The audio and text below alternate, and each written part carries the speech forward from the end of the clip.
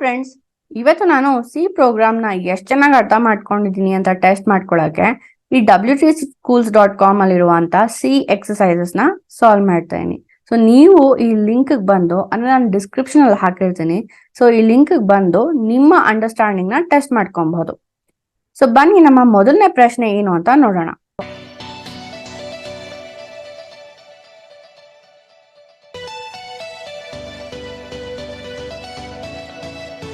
Insert the missing part of the code below to output hello world.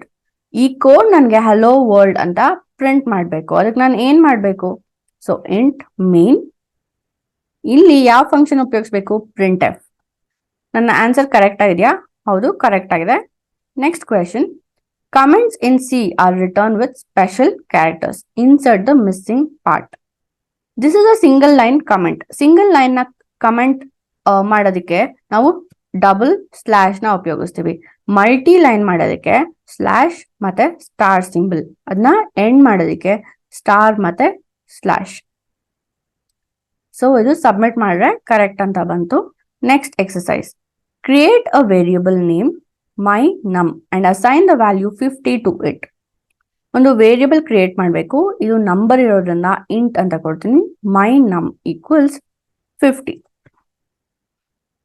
Submit, correct ಆಗಿದೆ. Next question, use the correct format specifier to output the value my num. ಇಲ್ಲಿ ಒಂದು integer already ಇದೆ, ಅದನ್ನ ನಾನು output ಮಾಡಬೇಕು ಅಂದ್ರೆ ಯಾವ format specifier ಉಪಯೋಗಿಸ್ಬೇಕು? ಇಂಟೀಜರ್ ಆಗಿರೋದ್ರಿಂದ %d ಕೊಡಬೇಕು. Next, display the sum of 5 + 10 using 2 variables. 2 variable ನ ಕ್ರಿಯೇಟ್ ಮಾಡ್ಕೊಬೇಕು. ಇಲ್ಲಿ ಆಲ್ರೆಡಿ ನನಗೆ ಒಂದು ಕ್ರಿಯೇಟ್ ಮಾಡಿದ್ದಾರೆ. ಹಾಗೆ ಸಮ್ ನ ಪ್ರಿಂಟ್ ಮಾಡೋದಕ್ಕೆ ಪ್ರಿಂಟ್ ಎಫ್ ಸ್ಟೇಟ್ಮೆಂಟ್ ಕೂಡ ಇದೆ. ಇಲ್ಲಿ ಇನ್ನೊಂದು ವೇರಿಯಬಲ್ ನ ಕ್ರಿಯೇಟ್ ಮಾಡಬೇಕು. Int X equals 5. Fill in the missing parts to create 3 variables of the same type. ಇಲ್ಲಿ ನನಗೆ ಮಿಸ್ಸಿಂಗ್ ಪಾರ್ಟ್ಸ್ ನ ಕ್ರಿಯೇಟ್ ಮಾಡಬೇಕು, ಅಂದ್ರೆ ಒಂದೇ ವೇರಿಯಬಲ್ ಟೈಪ್ ಇರಬೇಕು ಅಂತ ಹೇಳಿದ್ದಾರೆ. ಸೊ ಇಂಟ್ ಮೈ ನಮ್ ಈಕ್ವಲ್ಸ್ 10, ಮೈ ನಮ್ ಈಕ್ವಲ್ಸ್ 15, ಮೈ ನಮ್ ಈಕ್ವಲ್ಸ್ 25. ಸೊ ಇದು ಒಂದೇ ಡೇಟಾ ಟೈಪ್ ಇರೋದ್ರಿಂದ ಒಂದೇ ಸತಿ ಇಂಟ್ ಕೊಡ್ಬೋದಲ್ವಾ? Next, add the correct data type of the following variables. ಇಲ್ಲಿ 5 ಇರೋದ್ರಿಂದ ನಾನು ಇಂಟ್ ಅಂತ ಹಾಕ್ತೀನಿ. ನೆಕ್ಸ್ಟ್ ಇಲ್ಲಿ 5.99 ಇದೆ. ಸೊ ಫ್ಲೋಟ್ ಉಪಯೋಗಿಸ್ಬೇಕು. ಪಾಯಿಂಟರ್ ನಂಬರ್ಸ್ಗೆ ಅಂದ್ರೆ ಪಾಯಿಂಟ್ಸ್ ಇರೋ ಡೆಸಿಮಲ್ ಪಾಯಿಂಟ್ಸ್ ಇರೋ ನಂಬರ್ಸ್ಗೆ ಫ್ಲೋಟ್ ಅಂತ ಕೊಡ್ಬೇಕು. ಇಲ್ಲಿ ಒಂದೇ ಒಂದು ಕ್ಯಾರೆಕ್ಟರ್ ಇದೆ. ಸೊ ಕ್ಯಾರ್ ಅಂತ ಕೊಡ್ತೀನಿ. Add the correct format specifier to print the value of following variable. ಇಲ್ಲಿ ಒಂದು ಕ್ಯಾರೆಕ್ಟರ್ ವೇರಿಯಬಲ್ ಇದೆ, ಅದಕ್ಕೆ ಫಾರ್ಮ್ಯಾಟ್ ಸ್ಪೆಸಿಫೈಯರ್ ಏನಿದೆ? %c.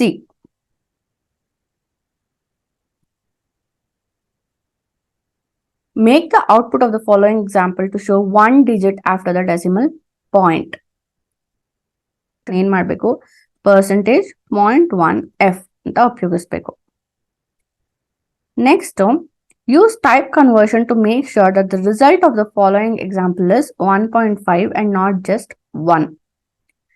ಇಲ್ಲಿ ಟೈಪ್ ಕನ್ವರ್ಷನ್ ಮಾಡಬೇಕು ಅಂತ ಕೇಳಿದ್ದಾರೆ. ಸೊ ಇಲ್ಲಿ ನಾವೇನಂತ ಬರೀಬೇಕು? ಈ ತರ ಬ್ರಾಕೆಟ್ ಅಲ್ಲಿ ಫ್ಲೋಟ್ ಅಂತ ಬರೀಬೇಕು. ಸೊ ಆವಾಗ ನಮ್ಗೆ 1.5 ಅಂತ ಬರುತ್ತೆ. Make sure that the value of the following variable is not possible to change. So ಇಲ್ಲಿ ಒಂದು ವೇರಿಯಬಲ್ ಇದೆ, ಬಟ್ ಅದರ ವ್ಯಾಲ್ಯೂ ಚೇಂಜ್ ಆಗಬಾರ್ದು ಅಂದ್ರೆ ನಾನು ಕಾನ್ಸ್ಟ್ ಅನ್ನೋ ಒಂದು ಕೀವರ್ಡ್ ನ ಉಪಯೋಗಿಸ್ಬೇಕು. Next, fill in the blanks to multiply 10 with 5 and print the result. So 2 variables ಇದೆ, ಅದು ನಾನು ಪ್ರಿಂಟ್ ಮಾಡಬೇಕು. %d ಕೊಡ್ತೀನಿ. ಹಾಗೆ ಮಲ್ಟಿಪ್ಲಿಕೇಶನ್ಗೆ ನಾವು ಸ್ಟಾರ್ ಸಿಂಬಲ್ ನ ಉಪಯೋಗಿಸ್ಬೇಕು. fill in the blanks to divide 10 by 5. So 10 divide ಮಾಡಬೇಕು. ಸೊ %d ಸ್ಲಾಶ್ ಅಂತ ಕೊಡ್ತೀನಿ. ಸೊ ಡಿವಿಷನ್ ಸಿಂಬಲ್ ಬಂದ್ಬಿಡು /. Use the correct operator to increase the value of variable x by 1. ನನ್ನ x ವ್ಯಾಲ್ಯೂನ ಇನ್ಕ್ರಿಮೆಂಟ್ ಮಾಡೋದಕ್ಕೆ increment operator ನ ಉಪಯೋಗಿಸ್ಬೇಕು. Next exercise, use the addition assignment operator to add the value 5 to the variable x. x ಅಂತ ಒಂದು variable ಇದೆ, ಅದಕ್ಕೆ ನಾನು +5 ಮಾಡಬೇಕು. ಹಾಗೆ x ಗೆ ಅಸೈನ್ ಕೂಡ ಮಾಡಬೇಕು. So and equal to sign ಉಪಯೋಗಿಸ್ಬೇಕು. ಇದನ್ನ ಅಡಿಷನ್ ಅಸೈನ್ಮೆಂಟ್ ಅಂತ ಹೇಳ್ತೀವಿ. Next exercise, what is the result of the following example? So 15 greater than 5 ಅಂತ ಕೊಡ್ತದೆ. ಇದು ಕಂಪ್ಯಾರಿಸನ್ ಆಪರೇಟರ್. ಕಂಪ್ಯಾರಿಸನ್ ಆಪರೇಟರ್ ನಮ್ಗೆ ಯಾವಾಗ್ಲೂ ಏನ್ ಕೊಡುತ್ತೆ ರಿಸಲ್ಟ್? 0 ಅಥವಾ 1 ಅಂದ್ರೆ ಟ್ರೂ ಅಥವಾ ಫಾಲ್ಸ್. ಈ ಸ್ಟೇಟ್ಮೆಂಟ್ ಟ್ರೂ ಆಗಿದ್ಯಾ? 15 ಇಸ್ ಗ್ರೇಟರ್ ದೆನ್ 5, ಹೌದು ಟ್ರೂ ಆಗಿದೆ. ಸೊ ನಮ್ಗೆ ರಿಸಲ್ಟ್ 1 ಅಂತ ಕೊಡುತ್ತೆ. What is the result of the following example? 5 greater than 5 ಇಲ್ಲ, 5 ಇಸ್ ಈಕ್ವಲ್ ಟು 5. ಸೊ ನಮ್ಗೆ ರಿಸಲ್ಟ್ 0 ಅಂತ ಕೊಡುತ್ತೆ. What is the result of the following example? 10 equals 10, ಹೌದು ಇದು ಟ್ರೂ ಆಗಿದೆ. ಸೊ ರಿಸಲ್ಟ್ 1 ಇರುತ್ತೆ. What is the result of the following example? So ಒಂದು Boolean variable true ಅಂತದೆ, ಇಲ್ಲಿ ಟ್ರೂ ಅಂತದೆ. ಇಸ್ ಈಕ್ವಲ್ ಟು ಅಂತ ಕೊಟ್ರೆ ನಮ್ಗೆ ಟ್ರೂ ಬರಬಹುದು. ನೋಡೋಣ, ಕರೆಕ್ಟ್ ಆಗಿದೆ. ನೆಕ್ಸ್ಟ್ ಹಲೋ ವರ್ಲ್ಡ್ ಅಂತ ಪ್ರಿಂಟ್ ಮಾಡಬೇಕು if x is greater than y. So ಇಲ್ಲಿ ಇಫ್ ಸ್ಟೇಟ್ಮೆಂಟ್ ನ ಉಪಯೋಗಿಸಬೇಕು. ಇಫ್ ಸ್ಟೇಟ್ಮೆಂಟ್ ಸಿಂಟ್ಯಾಕ್ಸ್ ಏನು? If x is greater than, so greater than symbol ನ ಉಪಯೋಗಿಸಬೇಕು. Print hello world if x is equal to y. So if equal ಟುಗೆ double equal sign ನ ಉಪಯೋಗಿಸಬೇಕು. Print as if x is equal to y, otherwise print no. So if x is greater than y ಅಥವಾ equal to, ಇಲ್ಲಿ x is equal to y ಅಂತ ಕೇಳ್ತಾರೆ, else print no. Print 1 if x is equal to y. So ಇಲ್ಲಿ if statement ಬರೆಯೋಣ, equal to ಅನ್ನೋದ್ರಿಂದ double equal sign. Print 2 if x is greater than y. ಇಲ್ಲಿ else if x is greater than y, print 2, otherwise print 3. So ಇಲ್ಲಿ else ಬರುತ್ತೆ. ಇದು if else if ladder. Insert the missing parts to complete the following switch statement. Switch statement syntax ನ ಜ್ಞಾಪಕ ಇಟ್ಕೊಳ್ಳಿ. ಇಲ್ಲಿ day ಬರುತ್ತೆ, ಯಾಕಂದ್ರೆ ವೇರಿಯಬಲ್ ಡೇ ಇದೆ. ಇಲ್ಲಿ ಏನ್ ಬರಬೇಕು? ಕೇಸ್ ಅನ್ನೋ ಒಂದು ಕೀವರ್ಡ್ ಬರಬೇಕು. ಹಾಗೆ ಪ್ರತಿಯೊಂದು ಕೇಸ್ ಸ್ಟೇಟ್ಮೆಂಟ್ ಒಳಗಡೆ ಬ್ರೇಕ್ ಕೀವರ್ಡ್ ಇರತ್ತೆ. ಸೊ ಕೇಸ್ ಮತ್ತೆ ಬ್ರೇಕ್ ನ ಫಿಲ್ ಮಾಡ್ಕೊಂಡು ಹೋಗ್ಬೇಕು. Submit. Next, complete the switch statement and add the correct keyword at the end to specify some code to run if there is no case match in the switch statement. So ಈ switch statement ನ complete ಮಾಡ್ಕೊಂಡು ಹೋಗ್ಬೇಕು. So ಇಲ್ಲಿ previous ತರನೇ case ಬರಿಬೇಕು ಮತ್ತೆ break ಬರಿಬೇಕು. ಆದ್ರೆ ಇಲ್ಲಿ ನೀವು ನೋಡ್ತಾ ಇದ್ರೆ ಇದು ಲಾಸ್ಟ್ ಸ್ಟೇಟ್ಮೆಂಟ್. ಇಲ್ಲೇನಿದೆ? If there is no case match ಅಂದ್ರೆ ಯಾವುದೂ ಮ್ಯಾಚ್ ಆಗಿಲ್ಲ ಅಂತಂದ್ರೆ ನಾವು ಡಿಫಾಲ್ಟ್ ಸ್ಟೇಟ್ಮೆಂಟ್ ನ ಎಕ್ಸಿಕ್ಯೂಟ್ ಮಾಡ್ಬೇಕು. ಸೊ ಡಿಫಾಲ್ಟ್ ಕೀವರ್ಡ್ ನ ಇಲ್ಲಿ ಕೊಡ್ಬೇಕು. ನೀವು ಕೇಸ್ ಅಂತಾನೆ ಕೊಟ್ರೆ ರಾಂಗ್ ಆಗತ್ತೆ. Print I as long as I is less than 6. So ಈ ತರ ಲೂಪ್ ನ ಪ್ರಿಂಟ್ ಮಾಡೋದಕ್ಕೆ ನಾವು ವೈಲ್ ಲೂಪ್ ನ ಉಪಯೋಗಿಸ್ಬೇಕು. ಇಲ್ಲಿ ಐ ಪ್ಲಸ್ ಪ್ಲಸ್ ಮಾಡ್ಬೇಕು, ಯಾಕಂದ್ರೆ ಪ್ರತಿ ಸತಿ ಇನ್ಕ್ರಿಮೆಂಟ್ ಆದಾಗ ಈ ಸ್ಟೇಟ್ಮೆಂಟ್ ಫಾಲ್ಸ್ ಆಗತ್ತೆ. Use the do while loop to print I as long as I is less than 6. Do while loop ಮಾಡೋದಕ್ಕೆ ಸಿಂಟ್ಯಾಕ್ಸ್ ಏನು? do ಮೇಲೆ ಇರಬೇಕು, while ಕೆಳಗಡೆ ಇರಬೇಕು. ಹಾಗೆ ಪ್ರತಿಯೊಂದು ಲೂಪ್ ಅಲ್ಲೂ I ವ್ಯಾಲ್ಯೂ ಪ್ಲಸ್ ಪ್ಲಸ್ ಆಗ್ತಾ ಇರಬೇಕು. ಫಾರ್ ಲೂಪ್ ಸಿಂಟ್ಯಾಕ್ಸ್ ಬರೀರಿ ಅಂತ ಕೇಳಿದಾರೆ. ಇಲ್ಲಿ ಫಾರ್ ಬರೆಯೋಣ. ಇಲ್ಲಿ ಪ್ರತಿ ಸತಿ I ಪ್ಲಸ್ ಪ್ಲಸ್ ಆಗಬೇಕು, ಯಾಕಂದ್ರೆ ಇನ್ಕ್ರಿಮೆಂಟ್ ಅಥವಾ ಡಿಕ್ರಿಮೆಂಟ್ ಆಪರೇಟರ್ ನ ಬರೀಬೇಕು. Next, stop the loop if I is equal is 5. So ಯಾವ್ದಾದ್ರು ಲೂಪ್ 5 ಆಯ್ತು ಅಂತಂದ್ರೆ ಇಲ್ಲಿ ಸ್ಟಾಪ್ ಮಾಡಬೇಕು. ಸೊ ಬ್ರೇಕ್ ಅನ್ನೋ ಒಂದು ಸ್ಟೇಟ್ಮೆಂಟ್ ನ ಉಪಯೋಗಿಸ್ತೀನಿ.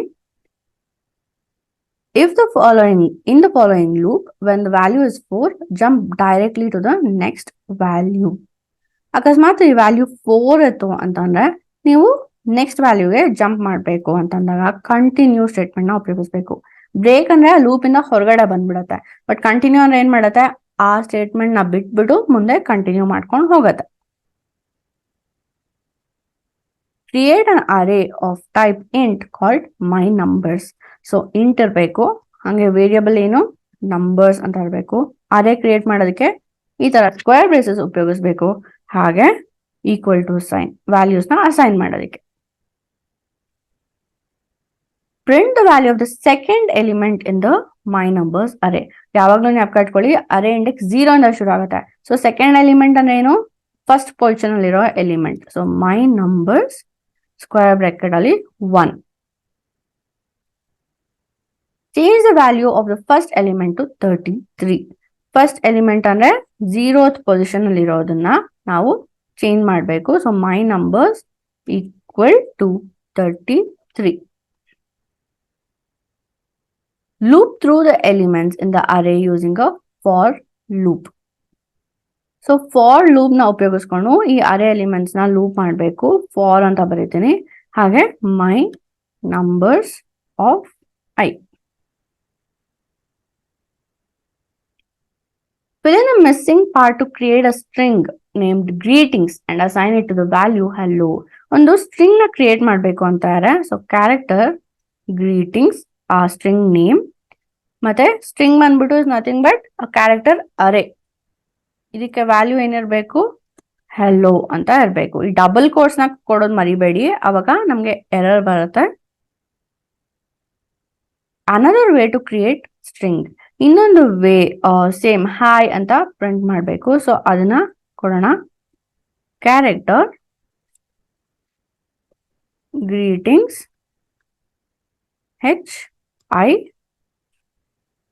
ಇಲ್ಲಿ ಹೆಚ್ ಆದ್ಮೇಲೆ ಏನ್ ಬರ್ಬೇಕು, ಕಾಮಾ ಮತ್ತೆ ಸಿಂಗಲ್ ಕೋಟ್ಸ್ ಅಲ್ಲಿ ಐ ಕಾಮಾ, ಇಲ್ಲಿ ಮತ್ತೆ ಸಿಂಗಲ್ ಕೋಟ್ಸ್ ಅಲ್ಲಿ ಈ ತರ ನಲ್ ಕ್ಯಾರೆಕ್ಟರ್ ನ ಇನ್ಸರ್ಟ್ ಮಾಡಬೇಕು. Use the correct format specifier to output the string. String output ಮಾಡೋದಕ್ಕೆ ಫಾರ್ಮ್ಯಾಟ್ ಸ್ಪೆಸಿಫೈಯರ್ ಏನು, %s. Print the first character in the greetings string.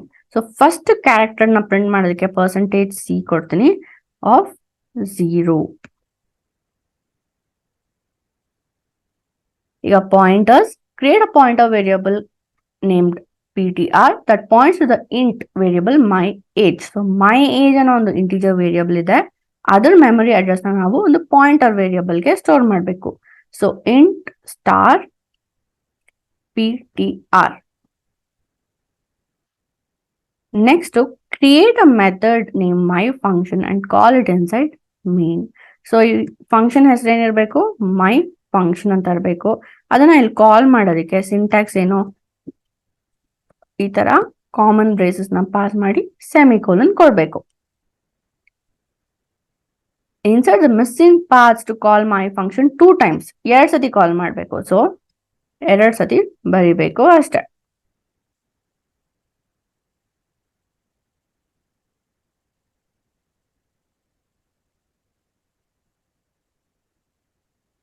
add a name parameter of type character to my function. So ಒಂದು parameter ತಗೊಬೇಕು. So ಅದಕ್ಕೆ name ಅಂತ ಕೊಡ್ತೀನಿ, ಹಾಗೆ ಅದು string ಅದು. ಸೊ ಒಂದು ಸ್ಕ್ವೇರ್ ಬ್ರೇಸಸ್ ನ ಪಾಸ್ ಮಾಡಬೇಕು. Insert the missing part two print number 8 in main.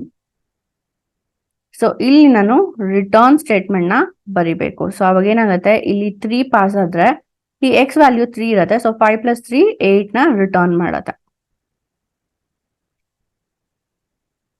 fill in the missing part to create a car structure. Structure create ಮಾಡೋದಕ್ಕೆ ಕೀವರ್ಡ್ ಏನು, struct. ಸೊ ಅದನ್ನ ಫಿಲ್ ಮಾಡ್ತೀನಿ. fill in the missing parts to create a struct variable of car named car1 inside main. So struct car1 ಅಂತ ಕೊಡ್ಬೇಕು. fill in the missing parts to assign the following values to the car1 variable. Brand ಗೆ BMW ಅಂತ ಕೊಡ್ಬೇಕು, model ಗೆ X5 ಕೊಡ್ಬೇಕು, ಹಾಗೆ year ಗೆ 1999 ಅಂತ ಕೊಡ್ಬೇಕು. ಸೊ ಈ ರೀತಿ ನಾನು ಕೊಡ್ಬೋದು. BMW ಹಾಗೆ ಮಾಡೆಲ್ X5 ಆಮೇಲೆ 1999. ಸೊ ಎಲ್ಲ 46 ಎಕ್ಸರ್ಸೈಸ್ ಕಂಪ್ಲೀಟ್ ಮಾಡಿದೀನಿ ಅಂತ ಬಂತು. ಈ ರೀತಿ ನೀವು ಕೂಡ ಎಕ್ಸರ್ಸೈಸ್ ನ ಸಾಲ್ವ್ ಮಾಡಿ ನಿಮ್ಗೆ ಎಷ್ಟು ಅರ್ಥ ಆಗಿದೆ ಅಂತ ನೋಡ್ಕೊಳ್ಳಿ. ಹಾಗೆ ನೀವು ಒಂದು ಅಬ್ಸರ್ವ್ ಮಾಡ್ಬೇಕು ಅಂದ್ರೆ, ಈ ಕ್ವೆಶನ್ಸ್ ನನಗೇನ್ ಬಂದಿದೆಯೋ ಅದೇ ನಿಮಗೆ ರಿಪೀಟ್ ಆಗತ್ತೆ ಅಂತ ಗ್ಯಾರಂಟಿನ. ನಿಮ್ಗೆ ಕೆಲವೊಂದು ಬೇರೆ ಕ್ವೆಶನ್ಸ್ ಬರ್ಬೋದು. ಸೊ ನಿಮ್ಗೆ ಅಕಸ್ಮಾತ್ ಏನಾದ್ರು ಡೌಟ್ಸ್ ಇತ್ತು ಅಂದ್ರೆ ನಮ್ಗೆ ಕಮೆಂಟ್ ಮೂಲಕ ನೀವು ತಿಳಿಸ್ಬೋದು. ನಮ್ಮ ವೆಬ್ಸೈಟ್ www.kalyona.com ನ ನೀವು ವಿಸಿಟ್ ಮಾಡಿದ್ರೆ ಅಲ್ಲಿ ಇದೇ ರೀತಿ ಟೆಕ್ನಿಕಲ್ ಮತ್ತೆ ನಾನ್ ಟೆಕ್ನಿಕಲ್ ಕೋರ್ಸಸ್ ಇರುತ್ತೆ. ಅದಕ್ಕೆ ನೀವು ಎನ್ರೋಲ್ ಮಾಡಿ ಕಂಪ್ಲೀಟ್ ಮಾಡಿದ್ರೆ ನಿಮಗೆ ಕೋರ್ಸ್ ಕಂಪ್ಲೀಷನ್ ಸರ್ಟಿಫಿಕೇಟ್ ಕೂಡ ಸಿಗತ್ತೆ. ಹಾಗೆ ಈ ವಿಡಿಯೋ ನಿಮ್ಗೆ ಇಷ್ಟ ಆಗಿದ್ರೆ ಲೈಕ್ ಮಾಡಿ, ನಿಮ್ಗೆ ಏನೇ ಕ್ವೆಶನ್ಸ್ ಇದ್ರು ಕಮೆಂಟ್ ಮೂಲಕ ನಮಗೆ ತಿಳಿಸ್ಬೋದು. ಈ ಚಾನೆಲ್ನ ಸಬ್ಸ್ಕ್ರೈಬ್ ಮಾಡೋದು ಮರಿಬೇಡಿ.